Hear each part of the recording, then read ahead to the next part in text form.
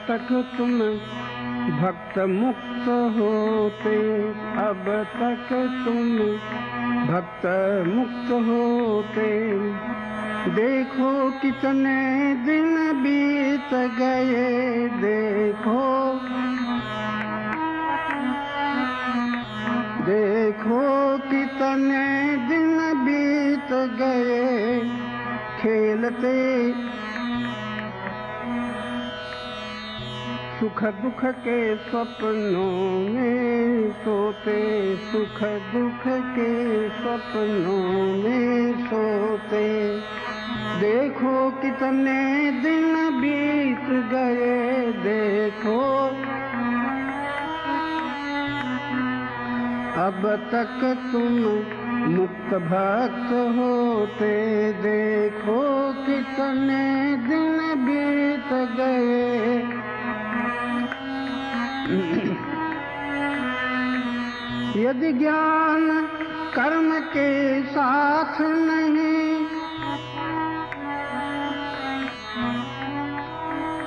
यदि ज्ञान कर्म के साथ नहीं, यदि शास्त्र ज्ञान का हाथ नहीं,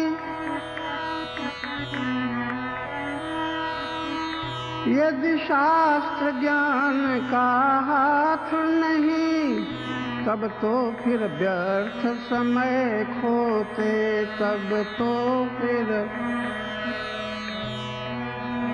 देखो कितने दिन बीत गए, अब तक तुम मुक्त भक्त होते।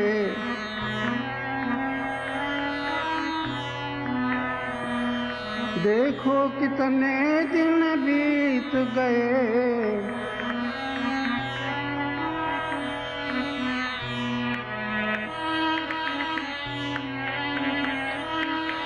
ये भी दुर्लभ मानव तन पाकर, ये है दुर्लभ मानव तन पाकर, प्रभु के प्रेमी न,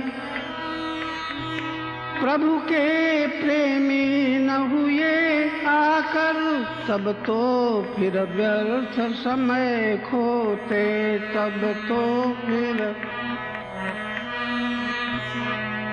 देखो कितने दिन बीत गए, अब तक तुम मुक्त भक्त होते। देखो कितने दिन, देखो कितने दिन बीत गए। कितनी आसार चिंताओं का, कितनी आसार चिंताओं का, यदि राग द्वेष नित राग द्वेष मय भावों का, अति दुखद भार ढोते ढोते, अति दुखद भार ढोते ढोते। देखो कितने दिन बीत गए, अब तक तुम मुक्त भक्त होते। देखो कितने दिन बीत गए।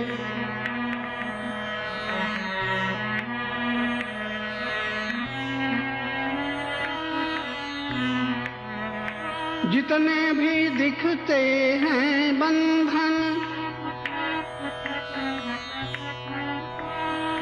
जितने भी दिखते हैं बंधन, रचता उनको अपना ही मन, रचता उनको अपना ही मन। काटते वही जो कुछ बोते, काटते वही जो कुछ बोते। देखो कितने दिन बीत गए, अब तक तुम मुक्त भक्त होते।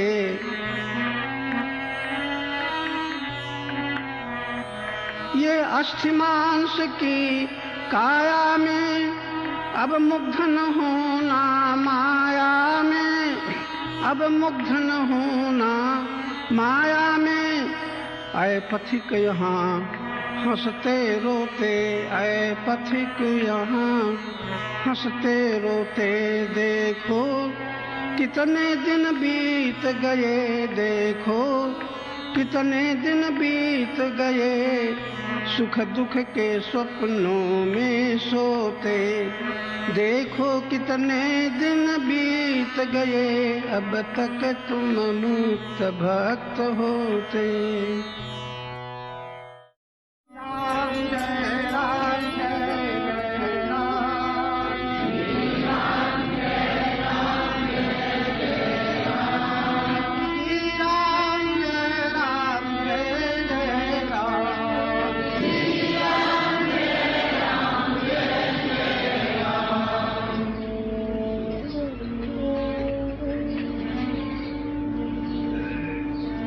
प्रभु की है अहंकार देख लेते हम, इसके दिखते ही मुक्ति द्वार देख लेते हम, इसके दिखते ही मुक्ति द्वार देख लेते हम।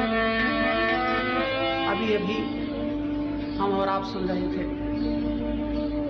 कितनी जीवन की परमावश्यक ये सूचना है, चेतावनी है।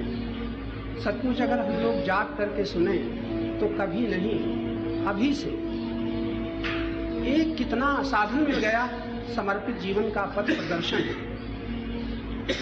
लेकिन उस समर्पित जीवन का पथ प्रदर्शन जो एकमात्र सत्य या गुप्त तत्व के द्वारा होता है, वो समर्पित हम हो नहीं पाते। और उसकी सुगमतम साधना, जैसा कि अभी अभी आपने सुना, और ये बात सभी के लिए, हमारी माताएं बहनें भी याद रखें, ये जो हमारे सनातन धर्म में सेवा पर बड़ा जोर दिया गया है, संबंध में समर्पण पर बहुत ज्यादा जोर दिया गया है। एक कोई बड़ा कभी सुंदर बात कहता है, न कुछ हम हंस के सीखे हैं, न कुछ हम रो के सीखे हैं, अगर थोड़ा भी सीखे हैं तो किसी के हो के सीखे। धन्य है वे देवियां जो पति के इतने समर्पित हो जाते हैं, धन्य है वे सेवक जो स्वामी के इतने समर्पित हो जाते हैं, धन्य है वे शिष्य जो गुरु के इतने समर्पित हो जाते हैं। एकमात्र अहंकार को गलाने का अगर सुगमतम उपाय है तो समर्पण है। उसमें अलग तप की जरूरत नहीं रह जाती, त्याग की आवश्यकता नहीं रह जाती, यहाँ तक कि संन्यास में वेश बदलने की भी आवश्यकता नहीं रह जाती। अभी अभी आप दृष्टांतों के द्वारा जैसा सुन रहे थे, क्या कमी रह गई समर्पित जीवन में? अपने आप तप, अपने आप त्याग, अपने आप दान, सब कुछ की पूर्णता एकमात्र हो जाती है जब कोई गुरु के समर्पित हो जाता है शिष्य, स्वामी के समर्पित हो जाता है सेवक, और पति के समर्पित रहती है पत्नी। लेकिन किसके जीवन में अभी तक पूर्ण हो पाया, ये आप लोग सोचें।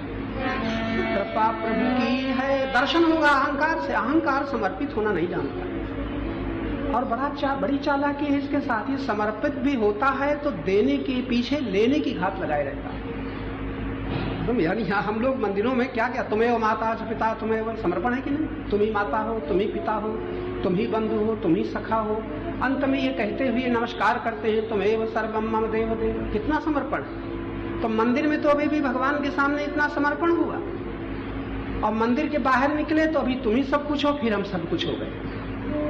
तन के, धन के, भूमि के, भवन के, सब कुछ हम। थोड़ी देर में अभी अभी मंदिर में समर्पण हो रहा है, तुम ही सब कुछ हो, और बाहर निकलते फिर हम ही सब कुछ है।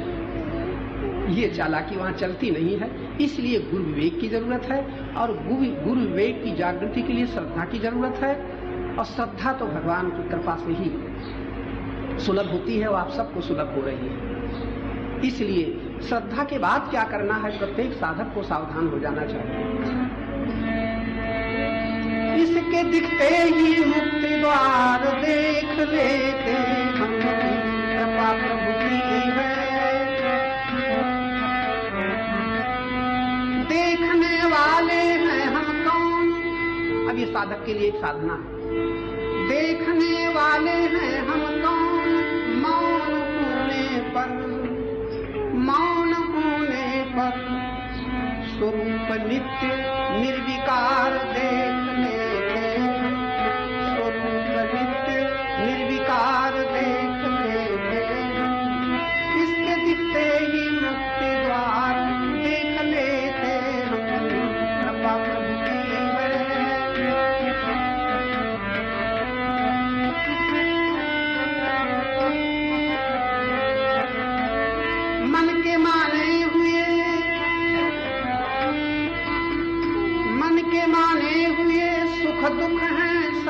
बंधन हैं, मन के माने हुए सुख दुख हैं, सभी बंधन हैं। मोह के मिटते ही उद्धार देख लेते हैं, इसके दिखते ही मुक्ति द्वार देख लेते हैं।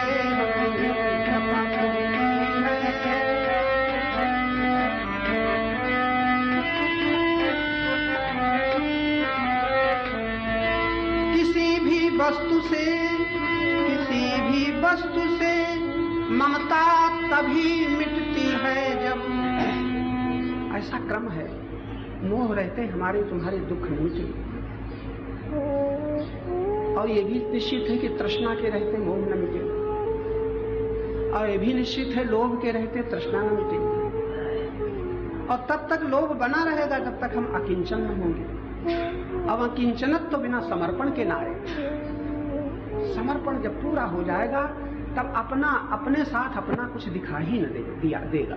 ये है एक साधक की वो पवित्र अवस्था जहाँ की अकिंचनत्व आ जाए, अपने पास अपना कुछ नहीं, जो कुछ है जिसके समर्पित है उसका है। किसी भी वस्तु से ममता तभी मिटती है जब अपना कुछ भी नहीं अधिकार देख लेते हम, अपना कुछ भी नहीं अधिकार देख लेते हम, इसके दिखते ही मुक्ति द्वार देख लेते हम। कृपा करती है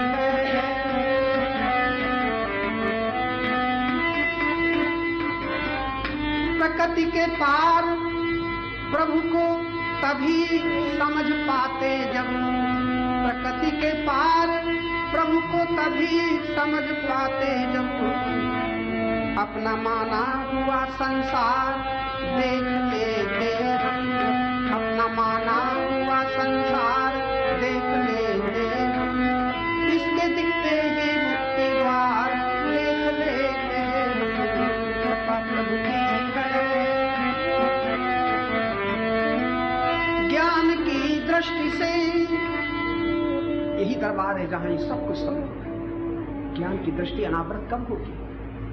ज्ञान आना नहीं है, ज्ञान कहीं खो नहीं गया है ही।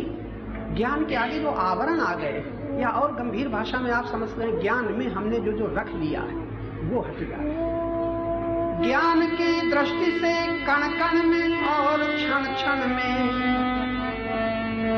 जड़ में चेतन का चमत्कार देख लेते हैं, जड़ में चेतन का चमत्कार देख लेते हैं, इसके दिखते ही मुक्ति द्वार देख लेते हैं।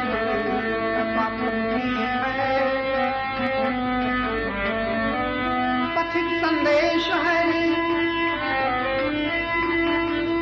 पथिक संदेश है, विश्राम तभी मिलता जब परम प्रियतम को मन के पार देख लेते हैं, परम प्रियतम को मन के पार देख लेते हैं, इसके दिखते ही मुक्ति द्वार देख लेते हैं।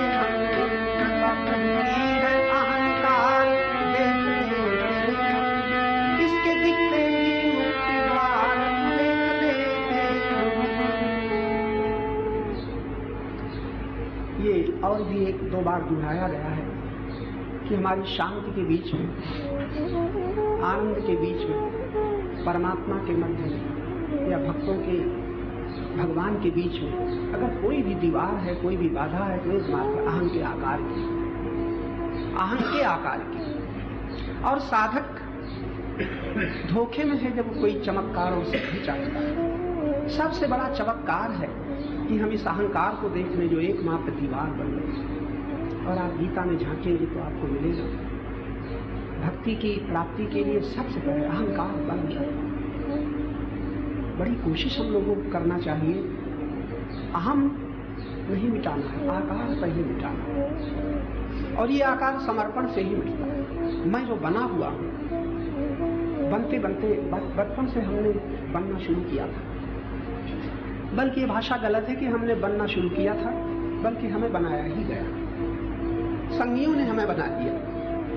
जिसने जो कहा बनाया, माता ने बनाया, पिता ने बनाया, ये शब्द इस आशा से प्रयोग किए जा रहे हैं कि आप कोई नए विचारक नहीं हैं। नया व्यक्ति होता तो उसके सामने कहने की हिम्मत न पड़ती। आप लोग तो बहुत काल से सब चर्चा सुन रहे हो। हमें बनाया गया, अब बनाया किसने? जो बने हुए थे, बने हुए बनाया। और दूर न जाना, आप जो बने हैं अपनी संतान को, अपने पुत्र को, वही तो बना रहे हो जो बने थे। इतने लोग बैठे हो, आप परिवार आपके होगा, आपके भी संतान होगी। क्या सिखा रहे हो संतान को? क्या बता रहे हो संतान को? जो आपको बताया गया। यहाँ आने के बाद, यहाँ सुनने के बाद, ये समझ लेने के बाद, यानी आप इतने विद्वान हैं कि समझते हैं ये सारी बनावट मन की एकमात्र स्वीकृति है, लेकिन अपने पुत्र के आप हितैषी हैं, अपने पुत्र का सुख चाहते हैं कि हित चाहते हैं? क्या मत है आपका? इतने लोग बैठे हो, मैं हाथ न उठवाऊंगा। देख लेना, अपने पुत्र को आप सदा सुखी देखते रहना चाहते हो कि उसका हित चाहते हो? शायद ही कोई होगा सुख। यानी जिस सुख के पीछे, जिस सुख के पीछे हम दुख के कितने घेरे में पड़ गए हैं, अगर सुख की आशा न हो तो हमें किसी वस्तु की अपेक्षा होगी, किसी व्यक्ति की अपेक्षा होगी। अगर मोह है तो सुख के कारण है, लोभ है तो सुख के कारण है, वस्तु से लोभ या धन से लोभ है तो सुख के कारण। हमने धन को सुखद माना है। अगर दुखद जानते तो कभी हम उसको प्रेम में रखते।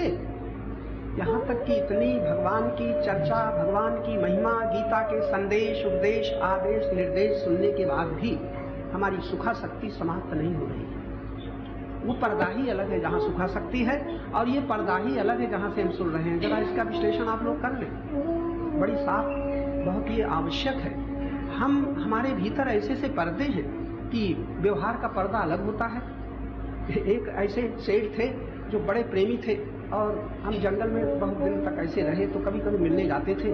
तो एक बार उन्होंने बड़ी अच्छी बात कही, महाराज आपके सामने जो हमारा ये रूप है, मैं कितनी चर्चा करता हूँ, सबकी चर्चा करता हूँ, भजन की चर्चा करता हूँ, लेकिन कभी धोखे से अगर आप हमारी दुकान में पहुंच जाएं तो आप हमको ऐसा न पाएंगे, और शायद हम आपको हाथ में जोड़ दें। उन्होंने सावधान किया, कहीं आना जाना हमारी दुकान में। मतलब हमारे रूप अलग अलग होते हैं। सत्संग के रूप हमारे अलग हैं, व्यवहार के रूप हमारे अलग हैं, दुकान का रूप अलग है, संध्या उपासन का रूप अलग है, गंगा नहाने का कपड़े तक अलग होते हैं।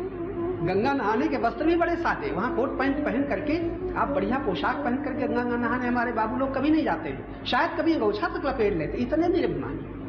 नाम जपते हुए जाते हैं, साधारण वस्त्र से जाते हैं, अंगोछा लपेटे हुए नंगे भी चले जाते हैं। लेकिन महाराज जब लौटते हैं और घर आ जाते हैं, फिर जब बाजार व्यवहार में निकलते हैं, तब की पोशाकें ही अलग।